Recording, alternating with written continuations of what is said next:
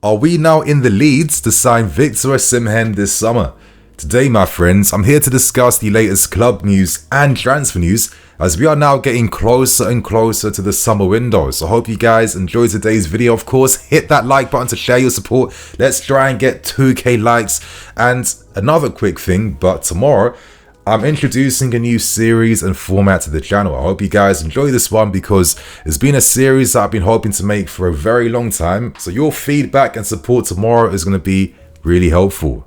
Hope you guys enjoy, and without wasting no more time, let's start with things. And good news for all you Cole Palmer fans, because it has been reported by Matt Law that the club now are expecting to reward Cole Palmer's incredible debut season here with us by giving him an improved contract, which will include a bumper lucrative pay rise. Now, when we signed Cole Palmer for Man City, we paid 40 million plus 2.5 million in additional bonuses. Palmer signed a 7-year contract with the option to extend his contract by a further year included.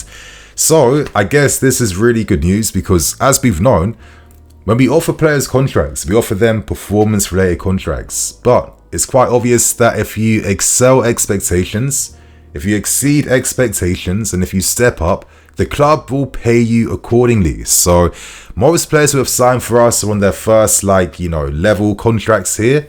But if they improve, if they get better, Cole Palmer is the proof that this club will reward you for your successes here. So I think this is good news. And for anyone that was having some cynical doubts that, could we look to maybe cash in on Cole Palmer because we need to sell players, I think this really dispels everything. It's obvious that we understand his importance here. We want to tie him down for our significant long-term future. And I think we can easily afford to, because I think Cole Palmer's existing contract is only 80,000 a week, which is obviously still big money.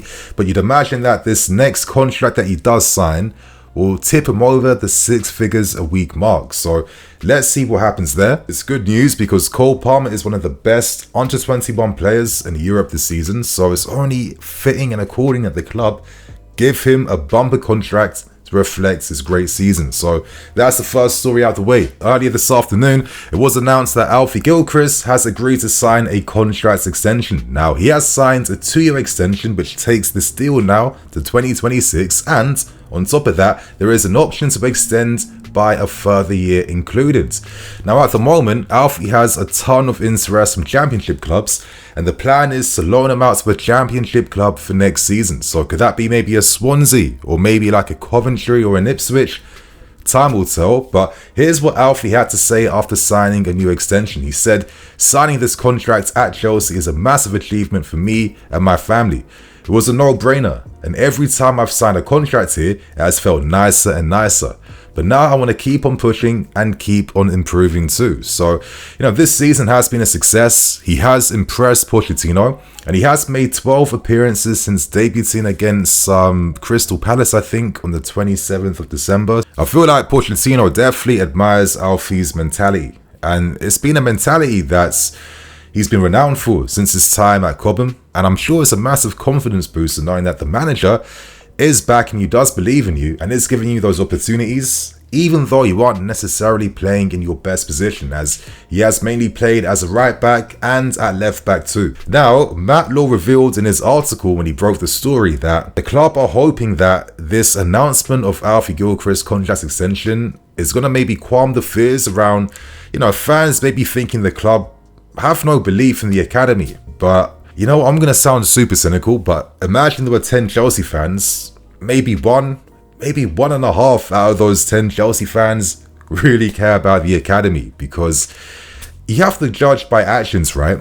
And our actions recently, we show all the talk, but actions don't really match. I mean, we've seen Lewis Hall, Chalobah, bro, just signed contract extensions, and the minute they do that, these are the first names out the door, and they're the first names we are hoping to cash in on and make a profit on. So I don't want to be cynical around Alfie Gilchrist, even though a lot of us wouldn't be surprised if this was his possible future. But at the same time, he has an opportunity to make something happen for himself whilst he is under contract with us. And for myself, I've always believed that to build a successful team, you want to use your academy and your homegrown talents to fill positions in the team, and then you turn to the market to sign the very best players in positions that you desperately need to fill. And I think the prime example that I've seen of this is of Real Madrid. They have the best balance of homegrown talents, homegrown players, top-class youth players, and world-class talents. And it's no surprise to me why this is the legacy club of the world. So my friends, that's the Alfie Gilchrist news out the way. Share your thoughts and opinions. So now let's move on to the next story. And are we now leading the race to sign Osimhen this summer? Well, based on reports coming out from Calcio Masato plus a host of other Italian outlets, they're all hinting and alluding to the fact that we are in the running and we are the favourites to sign Osimhen next summer. Now, we know that we are currently in an advanced place in negotiation to get this deal over the line. Of course, we have to be wary of the threat coming from Paris Saint-Germain, who see Osimhen as the alternative and replacement for Kylian Mbappe. So I feel like we can't disrespect their threat. Of course, Paris Saint-Germain know that we are in the running, we are leading the race to sign Victor, so if they want to beat us to his signing, they have to come with something incredible. And that is something that we can't rule out from Paris Saint-Germain. So I'm still not personally 100% as confident, but I do have this sense of confidence knowing that Victor sees his destiny now in the Premier League. And that's what today's reports are suggesting. Now, over the past few weeks, many outlets in Italy have been saying that Victor now is very close to agreeing a move with us. We have been in this advanced stage for a very long time. We know the joint charm offensive of both John Obi Mikel, Didier Drogba, that hasn't been for nothing. They've been informing their protege to sign for us, to take over the legacy and mantle left before them. And I feel like if I'm Victor, this is the prime time opportunity to potentially make history with us, because right now we're in mid-table mediocrity, and I feel like Victor could be that player that provides that inspiration back to the team, that could be that talisman up front, the type of player that can create fear in the opposition in the Premier League. And I feel like for Victor, knowing that we need a player like him up front, we need that difference maker, we need that mentality monster, this could be his opportunity to create his very own legacy with a club that he has been a supporter of ever since he was a kid. I mean, to take over the mantle left by Didier Drogba. We've seen other players try to do that. Romelu Lukaku, of course, a massive admirer of Didier Drogba. That's the exact same reason why he signed for us. And unfortunately, after trying 3 times now, each time has failed for him. But I think with Victor, with a new management, with a new structure, and with this continued willingness to try and get a deal over the line, this could be his opportunity to stake a claim at our football club. Now listen, I understand the other arguments, and I also agree with them. Meaning, you're seeing Nicholas Jackson.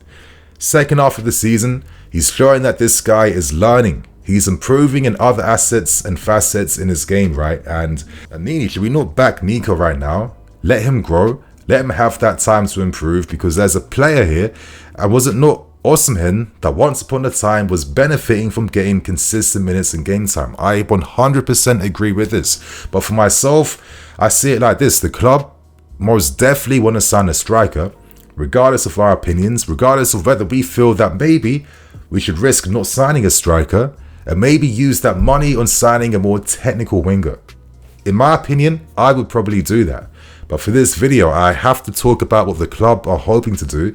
And it's clear they want to sign some of the more experienced nature behind his game. They want someone who is close to peaking in his career. And I think with Victor, he's shown in Germany, he's shown in France, in Serie A, and in Europe, most importantly, that he gets goals and he is that difference maker that can help you win titles and trophies. If we had a player like this up front in certain cup finals, that could be the difference between, losing them and winning them. And I think Victor has shown that he is that type of striker that is there for the big occasions, and he is someone that can still improve and still get better. So I think it's going to be a very fascinating summer, because we clearly will have big money to spend. And even though we understand that we must sell players, for myself, I still don't really understand how serious the need is to sell players before the 30th of June. Because I know we're seeing this in English media left, right and centre, but at the same time, I know that people at the football club, they're not idiots, and they do plan for things, they do preempt danger, they do have foresight, and we've seen this quite a lot in terms of business deals that we've done so far under them. So let's see what happens here. But my friends, Italian reports keep suggesting that Osimhen could be signing for us for next season, so share your thoughts and opinions. And now let's discuss a quick update surrounding our efforts to sign Estevao Willian. Now, we got a pretty nice update that came from Sport in Spain, and it seems like Barcelona are now reconsidering their pursuit when it comes to signing Estevao Willian. Now, if you guys know, there are 3 clubs after him. Us, Paris Saint-Germain, but they're like in last place, and Barcelona were our key rivals. Now, at the time, the player's dream was always to play for Barcelona, and his agent was working alongside Barca's sporting director in Deco to try and persuade Palmeiras to agree a more favourable payment structure that could allow Barcelona to afford to sign someone like Willian. Now, fast forward to the present, and there's a young teen sensation that's tearing up Europe right now. His name is LAMINE Yamal. He is the future of Barcelona. I mean, at 16 years old, the things this kid's doing is absolutely unreal. And quite naturally, Barcelona understand the level of talent they have. They don't want to jeopardize that. And he is their main priority at this point in time. So it seems like they are now ready to end their interest in signing Estevao Willian, a player that basically plays in the same position and fulfills the same role, and is actually quite similar in terms of play style and, you know, game ability. So it doesn't make any sense for them to sign 2 16-year-olds to compete. That's a bit silly, but this news works in our favour. Now, I think a few months back, our latest proposal to Palmeiras was 40 million euros. So that was going to be 20 million upfront with a further 20 million in additional bonuses and clauses.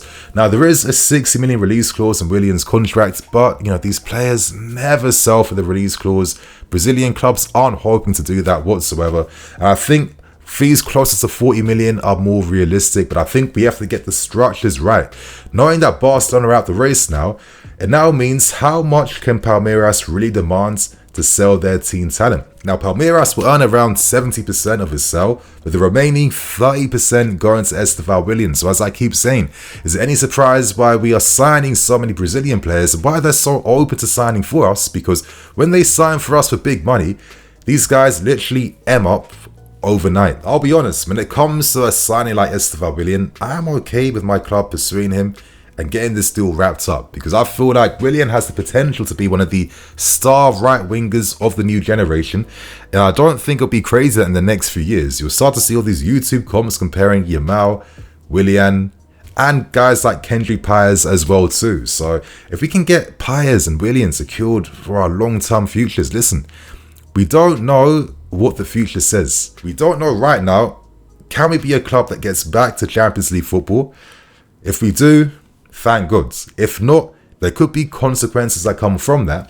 But if we're safeguarding our long-term future because we have talents on that conveyor belt that can come through in the next few years, and your Pires and Willians, players like this could bring long-term benefits that all of us can't even think about or even maybe appreciate for right now. So that is the Estevao Willian news out the way, and we end things by discussing another report surrounding transfer targets, and Brazilian reports confirm that we are paying attention and looking to potentially sign Atletico Paranaense goalkeeper in Bento.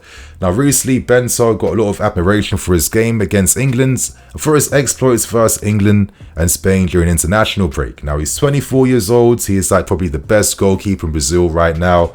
Very tall, very good looking, I guess, and he's renowned for his ability on the ball. And to be honest with you, if there's one thing that we have not really ever had at this football club, that is an elite ball playing goalkeeper, because the benefits you get from keepers like this in today's systems and tactics, they really bring different benefits. And I guess the prime example is how Girona in Spain use their goalkeeper, because essentially their goalkeeper is actually part of the build-up, so they'll turn to using like a back four, with the goalkeeper playing alongside the defender to help play out at times. And the benefit you have from this is that you get to keep an additional player further forward, and that's how you're creating better overload opportunities.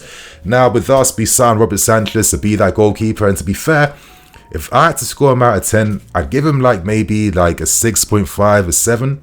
He has had his games, like, you know, that game versus Man City, the 4-4 draw, like there was some great low-driven passes that was taking out 3-4 Man City players and kick-starting counter-attacks. But would I say that's been like a consistent weapon that he's used, that's been bringing consistent threat to our team and bringing like a consistent new dimension offensively? I'm not too sure. Obviously, Petrovic, very young. He's only now recently broken into the team. But I think one of the weakest parts of his game happens to be his distribution, where a lot of times from goal kicks, I mean, he's constantly kicking the ball off the pitch. Now, again, we signed him for little money. He has great potential, great promise, and he has had like a decent start to his career here. But if you're going to go with having two goalkeepers find it out, you want to have guarantees that one of these goalkeepers is elite from playing out from the back. Now listen, if I could sign a goalkeeper, my dream goalkeeper has always been Diogo Costa from FC Porto, because this guy is one of the best ball-playing keepers in the world, without a doubt. But realistically, do we have the type of money to afford him? Absolutely not. So it does seem like we'd have to be smart behind how we do things. Now, I do find this story quite interesting because we've only just signed both our goalkeepers last season, but the report mentioned that maybe we have some reservations around Robert Sanchez, which I find interesting because we signed him for £25 million.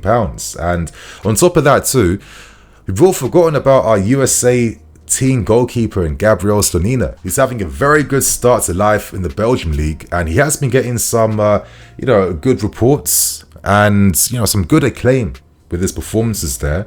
So he is someone for the future that we can't forget about. So the last thing I want is this thing that we've done in midfield, where you have 6-5 young midfield players fighting it out for one or two positions. I don't want to do the same thing in goal, and I don't get the financial benefits from doing stuff like this. But let's watch this space, because if we get any whiff or confirmation that Robert Sanchez or anyone could be out, then naturally we will be back in the market to sign a goalkeeper. And it does seem like Bento of Atletico Paranaense is the goalkeeper that is exciting us the most. So my friends, that is the latest news out the way. Share your thoughts and opinions. I hope you guys enjoy, and don't forget to come back tomorrow for the preview against Man United and this new video that I've been working upon as well too. So